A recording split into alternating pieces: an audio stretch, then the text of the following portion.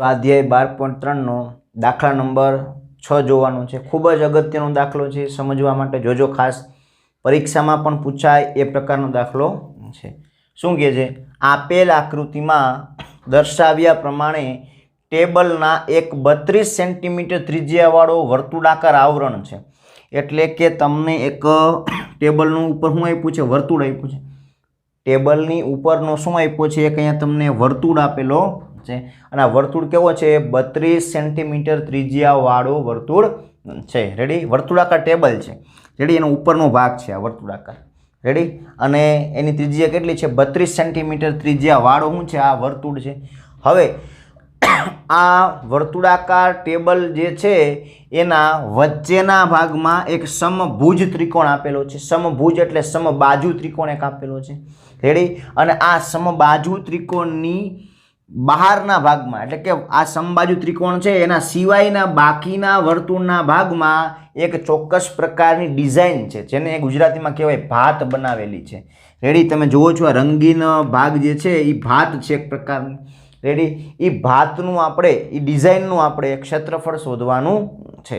તો એકદમ સરળ, જોતા તો સરળ લાગે, ખરેખર સરળ નથી। જો જોતા આપને એમ લાગે કે વર્તુળનું ક્ષેત્રફળ મેળવી લેવાય અને આ વર્તુળના ક્ષેત્રફળમાંથી આ ત્રિકોણનું ક્ષેત્રફળ કરી દેવાય બાદ એટલે આપને આ બાકીના પ્રદેશનું એટલે કે ભાતનું ક્ષેત્રફળ મળી જાય, એટલે કે ડિઝાઇનનું ક્ષેત્રફળ મળી જાય। તો તમે વર્તુળનું ક્ષેત્રફળ મેળવી શકો, બરાબર, ત્રિજ્યા 32 છે એટલે વર્તુળનું ક્ષેત્રફળ મળે। પણ આ સમબાજુ ત્રિકોણનું ક્ષેત્રફળ નથી મળતું। કેમ નથી મળતું? તો કે સમબાજુ ત્રિકોણના ક્ષેત્રફળનું સૂત્ર છે વર્ગમૂળ 3/4 ગુણ્યા બાજુનો વર્ગ। તો આપણી પાસે બાજુ જ નથી। જો સમબાજુ ત્રિકોણની આપણી પાસે બાજુ જ નથી, તો બાજુ જ ન હોય તો આપણે એનું ક્ષેત્રફળ પણ મળે નહીં। એના માટે આપણે અન્ય કોઈ રસ્તો કાઢવો પડશે। તો આપણે શું કામ કરીએ? તો અહીંયા સમબાજુ ત્રિકોણ છે અને સમબાજુ ત્રિકોણની અંદર ત્રણેય બાજુના માપ સમાન હોય। ત્રણેય બાજુના માપ સમાન હોય તો તમે હવે આવું વિચારો, હું અહીંયા બે ત્રિજ્યા દોરું। જો આ એક ત્રિજ્યા, OB નામની ત્રિજ્યા, વર્તુળની ત્રિજ્યા જ કહેવાય ને, વર્તુળના કેન્દ્રથી વર્તુળ સુધીનું અંતર એટલે વર્તુળની ત્રિજ્યા। આ પ્રમાણે હું વર્તુળની બીજી ત્રિજ્યા દોરું છું। રેડી? એટલે આ શું બની ગયો? વૃત્તખંડ બની ગયો।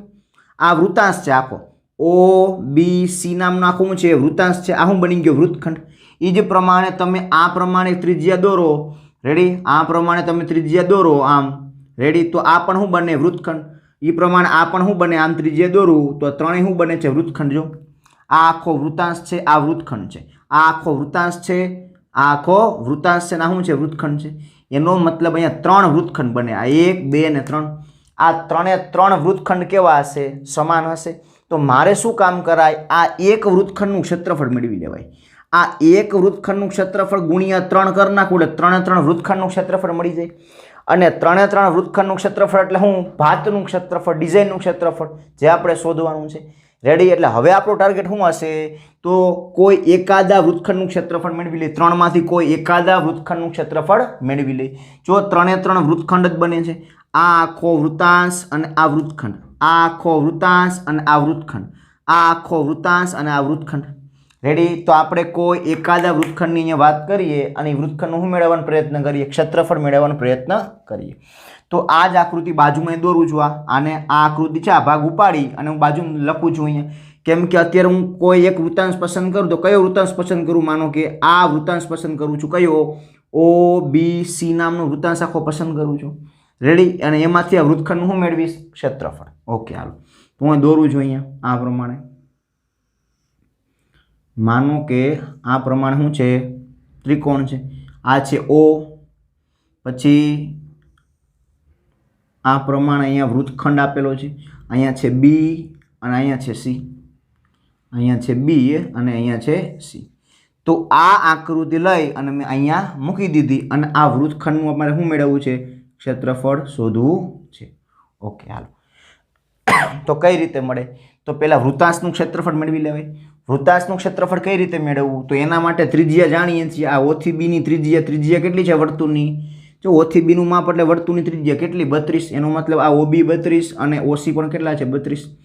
રેડી? અને બીજું કેન્દ્ર આગળ બનતો ખૂણો કેટલાનો? તો એક વાત તમે સમજો, આખો ખૂણો કેટલાનો હોય? આખો ખૂણો 360 નો હોય। तो आखो 360 तेना केटला भाग पड़े छे? आ 1, 2 અને 3 भाग पड़े छे।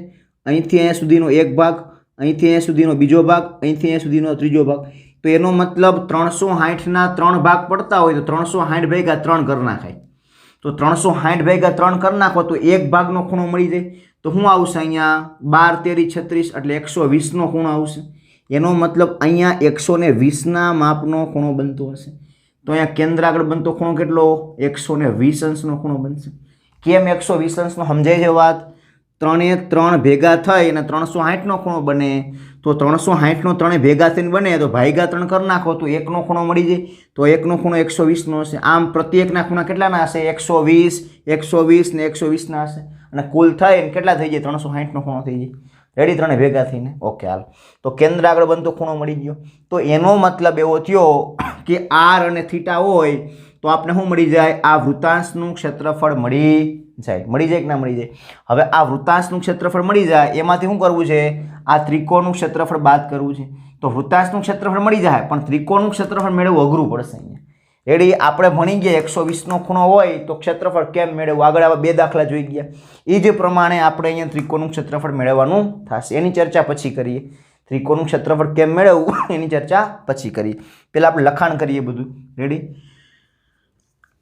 તો હું લખું છું કે અહીં 32 સેન્ટીમીટર ત્રિજ્યાવાળું શું છે? એક વર્તુળ છે। અહીં 32 સેન્ટીમીટર ત્રિજ્યાવાળું શું છે? એક વર્તુળ છે। એક વર્તુળ છે। રેડી? પછી હું લખીશ કે સમબાજુ ત્રિકોણ એબીસી, સમબાજુ ત્રિકોણ એબીસી જે છે એની બાજુનું માપ, સમબાજુ ત્રિકોણ છે એ સમબાજુ ત્રિકોણમાં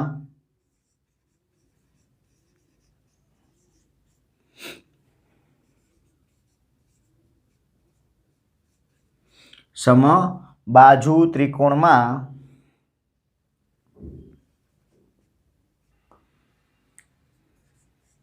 3 બાજુઓ, કઈ કઈ 3 બાજુ ભાઈ?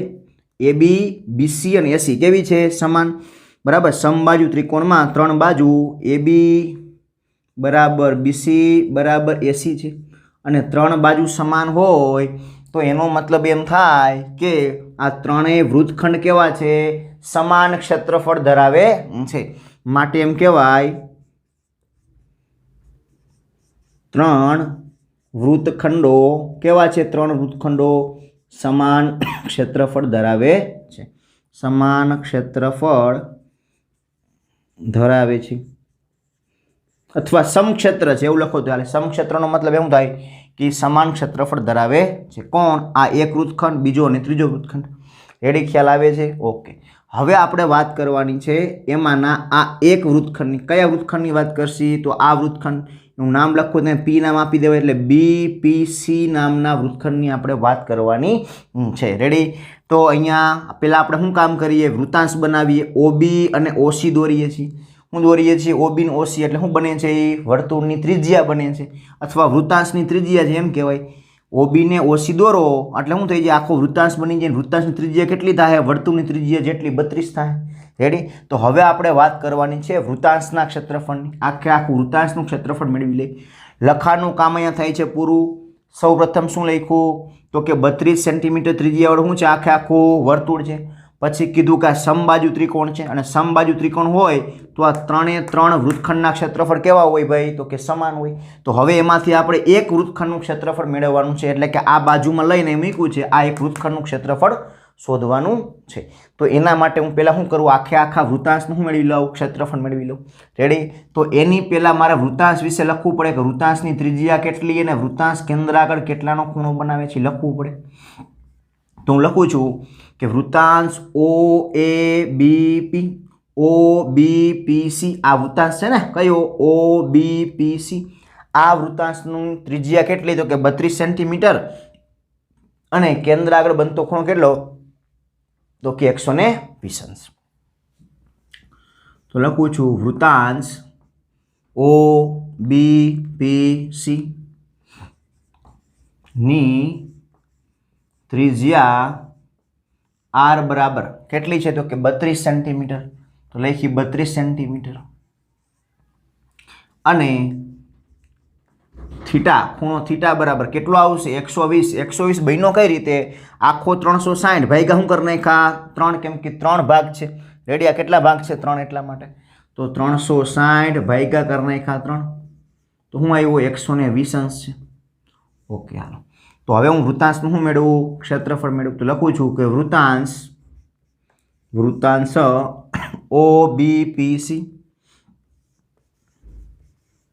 નું ક્ષેત્રફળ વૃત્તાંશનું ક્ષેત્રફળ બરાબર શું આવે સૂત્ર આપણે જાણીએ છીએ પાઈ આર સ્ક્વેર થીટા છેદમાં 360 તો છેદમાં લખ્યા આપણે 360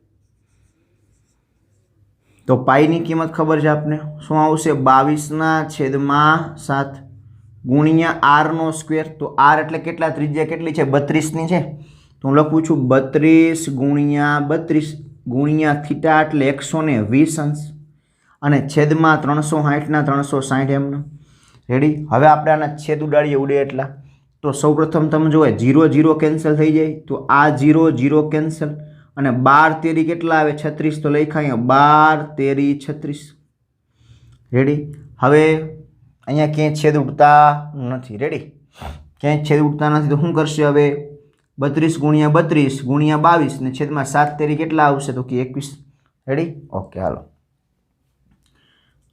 તો 22 ના 22 જેમ છે એમને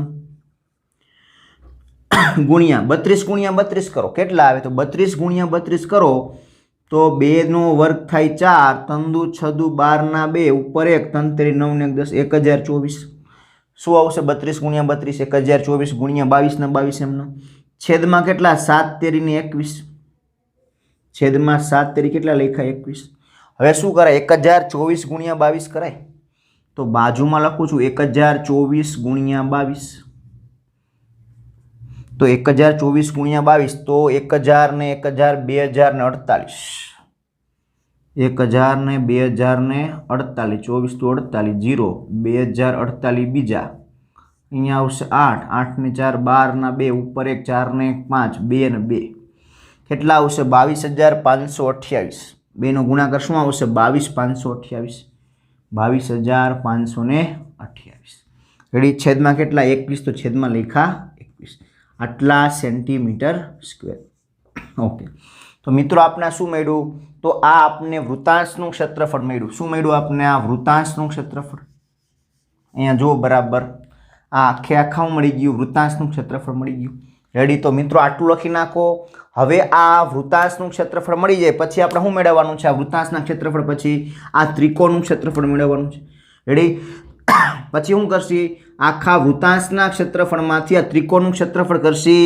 બાદ એટલે શું મળી જાય એક વૃત્તખંડનું ક્ષેત્રફળ મળી જાય અને એક વૃત્તખંડનું ક્ષેત્રફળ મળી જાય એટલે કે આ વૃત્તખંડનું ક્ષેત્રફળ મળી જાય એને ગુણ્યા 3 કરી નાખો એટલે 3 3 વૃત્તખંડનું ક્ષેત્રફળ મળી જાય અત્યારે ટાર્ગેટ શું છે આ એક વૃત્તખંડનું ક્ષેત્રફળ મેળવવાનું ટાર્ગેટ છે ગુણ્યા 3 કરશી એટલે 3 3 વૃત્તખંડનું એકી સાથે આપણે શું મળી જાય ક્ષેત્રફળ એટલે કે આ ડિઝાઇનનું શું મળી જાય ક્ષેત્રફળ જે આપણે શોધવું છે રેડી તો આપણે ક્યાં પહોંચ્યા છીએ વૃત્તાંશનું ક્ષેત્રફળ મળી ગયું હવે ત્રિકોણનું ક્ષેત્રફળ મેળવવા ઉપર આપણે આગળ વધવાનું છે તો આટલું પહેલા લખી લ્યો ત્યારબાદ આપણે ત્રિકોણનું ક્ષેત્રફળ મેળવીએ જોઈએ આપણે આગળ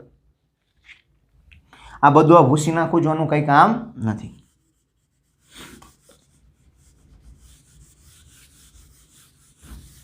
ખાલી આપણે એક વસ્તુ યાદ રાખશી કે વૃત્તાંશનું ક્ષેત્રફળ કેટલું મળ્યું યાદ રહી એટલા માટે હું લખી નાખું છું અહીંયા કેમ કે આગળ ઉપયોગ આવશે વૃત્તાંશનું ક્ષેત્રફળ કેટલું મળ્યું તો કે 22528 અથવા નિયા ના હમાય તો નીચે લખ નાખીએ આપણે યાદ રહી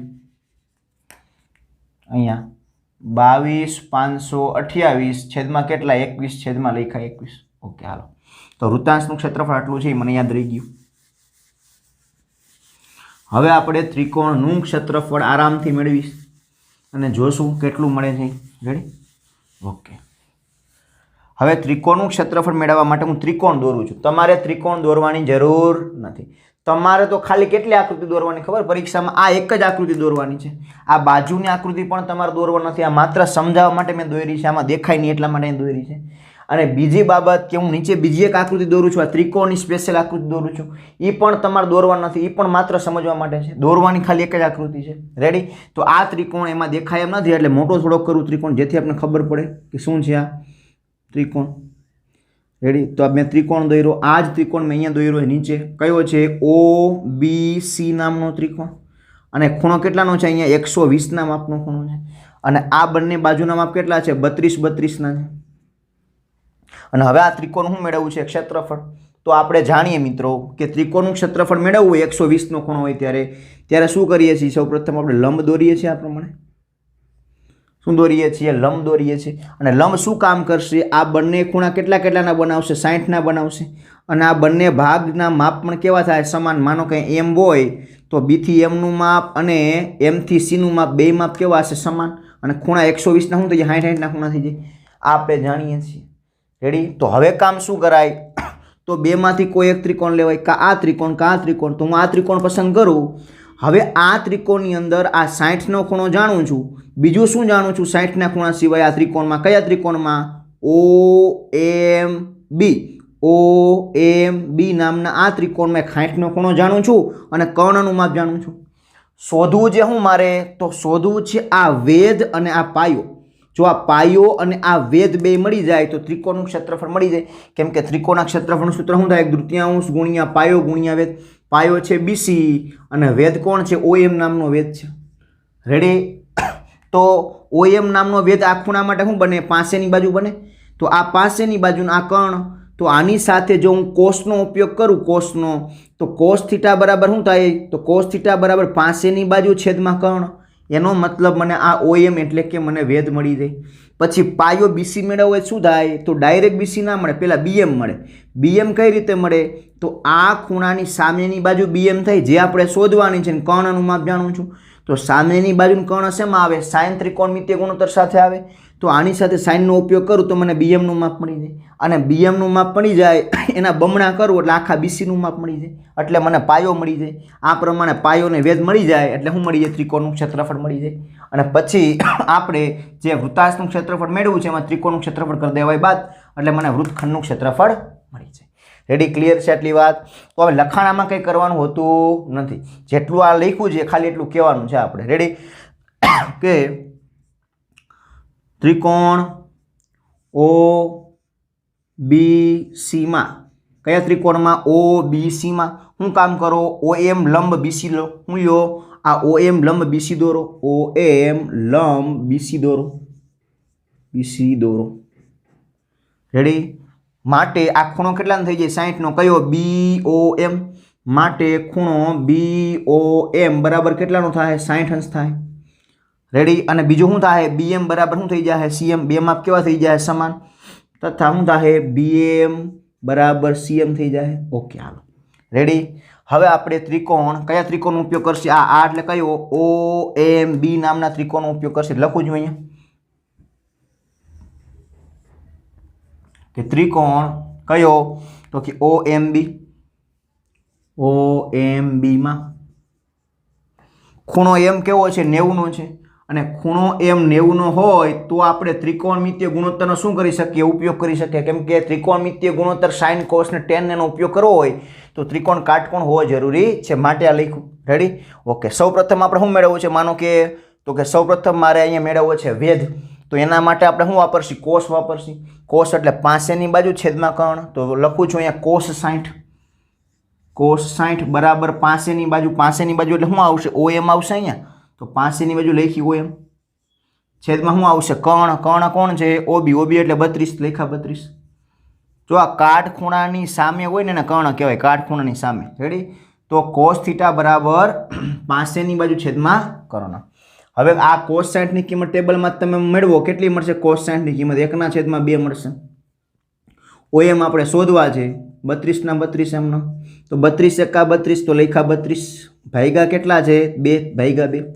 32 એકા 32 ભાગ્યા 2 ના 2 એમ બરાબર OM. તો 32 ભાગ્યા 2 કરો કેટલા આવે? 16 આવે. તો એનો મતલબ OM બરાબર કેટલા આવ્યા? તો કે 16. OM બરાબર 16 સેન્ટીમીટર. ઓકે, હાલો. રેડી? 32 ભાગ્યા 2 એટલે 16. 16 બરાબર OM કયો? કે OM બરાબર 16 કયો? બધું એક જ થાય. રેડી? તો તો OM નું માપ મળી ગયું એટલે મને વેધ મળી ગયો. જો આ OM મળી ગયા, વેધ. હવે પાયો BC જોતો છે તો BC માટે હું શું મેળવીશ? BM. BM મેળવવા માટે આની સાથે કોનો ઉપયોગ કરાય? સાઇન નો ઉપયોગ કરાય. તો કરું છું સાઇન નો ઉપયોગ. જો અહીંયા સાઇન 60 બરાબર સામેની બાજુ BM છેદમાં કર્ણ કેટલાનો? કર્ણ છે 32 નો, લખો 32. હવે અહીંયા હિસાબ કરીએ આપણે. સાઇન 60 ની કિંમત કેટલી છે? √3/2. તો સાઇન 60 ની કિંમત લખીએ √3/2. આ 32 ભાગાકારમાં, આ બાજુ ગુણાકારમાં, તો 32 લેખા ગુણાકારમાં બરાબર BM ના BM જેમ છે એમનો. તો 16 દુ 32 થાય. તો 16 દુ 32 કર્યા એટલે BM કેટલા આવ્યા? તો BM બરાબર 16 ગુણ્યા વર્ગમૂળ 3. તો BM બરાબર લખ્યા 16 વર્ગમૂળમાં 3 સેન્ટીમીટર. હવે BM ના બમણા કરી નાખો એટલે શું મળી જાય? તો આ BM ના બમણા કરી નાખો એટલે BC મળી જાય. તો BC બરાબર શું આવશે? ડાયરેક્ટ લખું છું હવે. BC બરાબર આ જે BM મળ્યા 16 વર્ગમૂળમાં 3 જે BM મળ્યા એ BM ને શું કરી નાખો? બમણા એટલે ગુણ્યા 2 કરી નાખાય. બમણા કરવા એટલે ગુણ્યા 2 કરવા. રેડી? ઓકે. તો 16 દુ કેટલા? 32. એનો મતલબ 32 વર્ગમૂળમાં 3 સેન્ટીમીટર. આપને શું મળ્યું? તો આપણે BC મળ્યો. BC એટલે પાયો મળી ગયો. એનો મતલબ આ BC પાયો છે અને OM શું છે? વેધ છે. તો હવે આપને ત્રિકોણ OBC નું ક્ષેત્રફળ મળી જાય. પાયો BC નું માપ પણ મળી ગયું અને વેધ OM નું માપ પણ મળી ગયું. તો ત્રિકોણ OBC નું ક્ષેત્રફળ મળી જાય. તો હું ખાલી OBC લખું છું. ખાલી હું લખું છું? OBC. ખાલી OBC નો મતલબ શું થાય? OBC નું ક્ષેત્રફળ બરાબર 1/3 ગુણ્યા પાયો. પાયો કયો છે? તો પાયો છે BC ગુણ્યા વેધ. તો વેધ કયો છે? વેધ છે OM. તો લખ્યા OM. મુખ્યામાં કિંમત 1/3 ને 1/3 એમ ગુણ્યા BC. તો BC નું માપ છે 32 વર્ગમૂળમાં 3 ગુણ્યા OM. OM નું માપ છે 16. તો અહીંયા લખ્યા 16. ઓકે. હવે તમારે છેદ ઉડાડવાના છે તો સીધી વાત છે. અહીંયા 2 16 દુ 32 થાય. શું થાય? 16 દુ 32 એટલે અહીંયા લખ્યા 16 ગુણ્યા વર્ગમૂળ 3 ના વર્ગમૂળ 3 એમ ગુણ્યા 16 ના 16 એમ. જો અહીંયા 16 દુ 32 કર્યા, વર્ગમૂળ 3 એમ 16 ના 16 એમ. હવે ત્રણેયનો ગુણાકાર છે તો ત્રણેયનો ગુણાકાર કરો. 16 ગુણ્યા 16 કેટલા છે? 256 થાય. તો 16 ગુણ્યા 16 એટલે 256. 256 ગુણ્યા 3 એટલે શું? 16 ગુણ્યા 16 એટલે 256. 256 ગુણ્યા વર્ગમૂળ 3 એટલે શું? 256 વર્ગમૂળમાં 3. તો અહીંયા આવશે 256 વર્ગમૂળમાં 3 સેન્ટીમીટરનો સ્ક્વેર. આ શું મળી ગયું? ત્રિકોણ OBC નું ક્ષેત્રફળ મળી ગયું 256 વર્ગમૂળમાં 3. તો ત્રિકોણનું ક્ષેત્રફળ કેટલું છે? 256 વર્ગમૂળમાં 3. આખા વૃત્તાંશનું ક્ષેત્રફળ કેટલું છે? તો કે આટલું. આ ત્રિકોણનું ક્ષેત્રફળ કેટલું છે? તો કે આટલું. તો હવે આખા વૃત્તાંશના ક્ષેત્રફળમાંથી આ ત્રિકોણનું ક્ષેત્રફળ બાદ કરી દે એટલે મને શું મળી જશે? આ એક વૃત્તખંડનું ક્ષેત્રફળ મળી જશે. તો બરાબર આ લખી લ્યો, પોઝ કરી અને જોઈ લ્યો એક વખત. ત્યારબાદ આપણે આગળની ગણતરી ઉપર આગળ વધવાનું છે. તો હવે ભૂસી નાખું છું. આનું કંઈ કામ નથી. ખાલી 2 આંકડા યાદ રાખવાના છે કે વૃત્તાંશનું ક્ષેત્રફળ કેટલું મળ્યું, ત્રિકોણનું ક્ષેત્રફળ કેટલું મળ્યું. ભૂસી નાખીએ આપણે. દાખલો થોડોક લાંબો છે એટલે બીવાનું નથી, કંઈ આરામથી થઈ જાય. રેડી? તમને જેમ સમજાયું આરામથી જ પ્રમાણે તમારે સમજવાનું એટલે કંઈ તકલીફ રહે નહીં. ઓકે. હવે હું લખું છું કે વૃત્તખંડનું ક્ષેત્રફળ. એના કરતાં આપણે 3 વૃત્તખંડનું એકી સાથે મેળવી લઈએ. શું આવશે? 1 વૃત્તખંડનું ગુણ્યા 3 એટલે 3 વૃત્તખંડનું. રેડી? તો એકી સાથે શું કરીએ? તો કે ભાતનું ક્ષેત્રફળ હું મેળવીએ, અથવા ભાતનું એકી સાથે ના મેળવ્યું તો કાંઈ વાંધો નહીં. હાલો આપણે 1 વૃત્તખંડનું પહેલાં મેળવી લઈએ, બાકીનું પછી. તો આ 1 વૃત્તખંડનું ક્ષેત્રફળ કેમ મળશે? તો હું લખું છું વૃત્તખંડનું ક્ષેત્રફળ. નામ નથી લખતો હવે.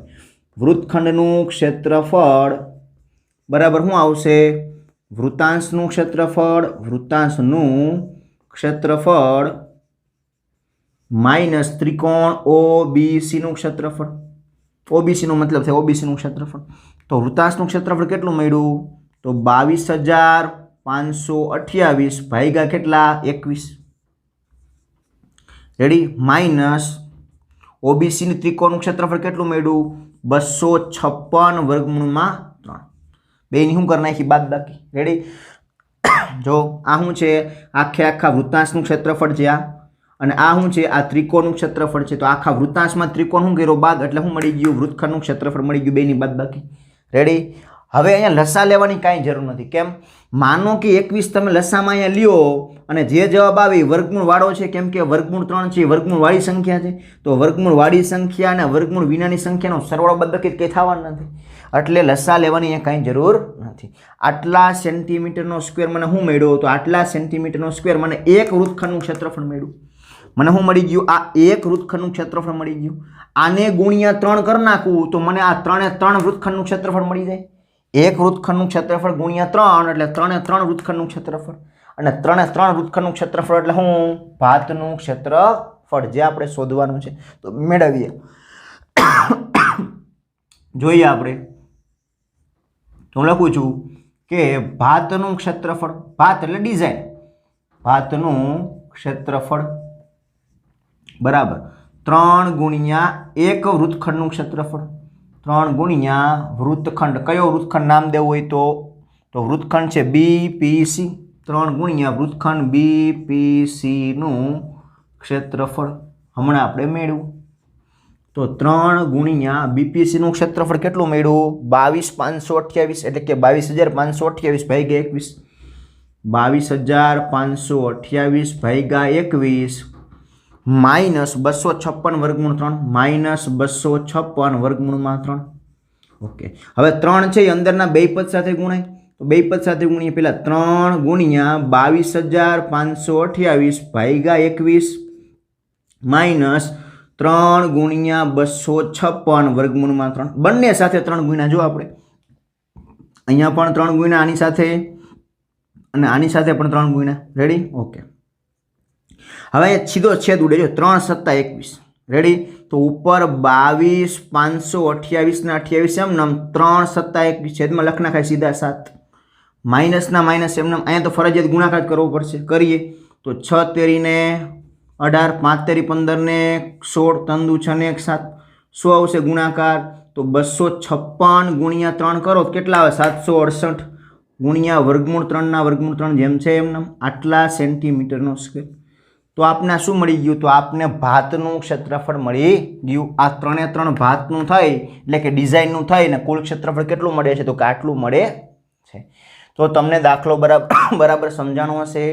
વ્યવસ્થિત પોઝ કરી સમજતા જાજો અને દાખલો ક્રમમાં લખતા જાજો. જો મિત્રો સમજેલો દાખલો હોય ને એ ક્યારેય મોટો ના લાગે. રેડી? એમાં ખાલી ગણતરી જ કરવાની હોય. ગોખેલો દાખલો હંમેશા મોટો લાગે. એટલે દાખલો ક્યારે ગોખવાનો નહીં, દાખલો સમજવાનો સ્ટેપ બાય સ્ટેપ, કે આમાં શું કામ કરવાનું છે. એ પ્રમાણે પછી તમારે ધીમે ધીમે આગળ વધતું જવાનું છે. તો અહીંયા આપણો દાખલા નંબર 6 થાય છે પૂરો.